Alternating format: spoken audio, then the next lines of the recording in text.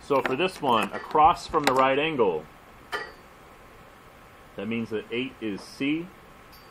2, it does not matter if you make this A or B. I'm going to say that the top is A and 2 is B. So if we set this up with the Pythagorean theorem, A squared plus B squared equals C squared. We don't know what A is, so it's still going to say A squared. We do know what B is, so 2 squared. And we do know what C is, so it equals 8 squared.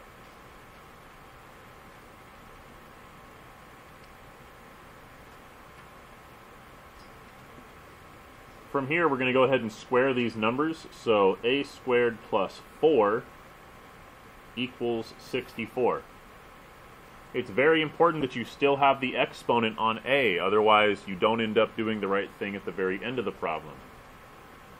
Here's where this one is different from the last example that we just did. In the last example, all we had to do was add the numbers up and take the square root. But in this case, there's an equal sign in between. What you need to do here is recognize that this problem that you have, this equation you've set up, needs to be solved like a one-step equation. I'm going to move the 4 to the other side, so I have to subtract 4. I used to say plus, now I'm doing minus. I'm solving this equation. If I subtract 4, I get that A squared equals 60.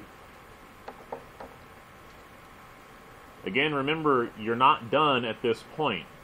We were not asked to find what A squared is, we're asking what A is. So we have to take the square root to cancel that exponent.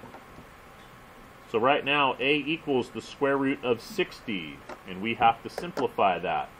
So over here on the side, square root of 60, we need to break that down. So two numbers that multiply to make 60, but one of them has to be a square number, which means it comes from this list that I put together earlier.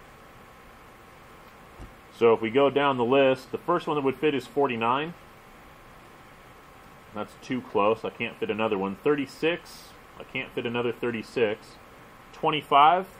That doesn't go into 60 evenly. 25, 50, 75, so it doesn't fit. 16. We could try 16. 16 times 2 is 32. Times 3 is 48. 16 times 4 is 64, so it didn't fit. 9. Well, we know our multiples of 9. 9 does not fit into 60 evenly. So the only one left is 4. And as it turns out, 4 does fit into 60 exactly 15 times. 4 times 15 does make 60. So we'll go ahead and say the square root of 4 is 2. 15 does not have a square root. So that will be our final answer for A. 2 times the square root of 15.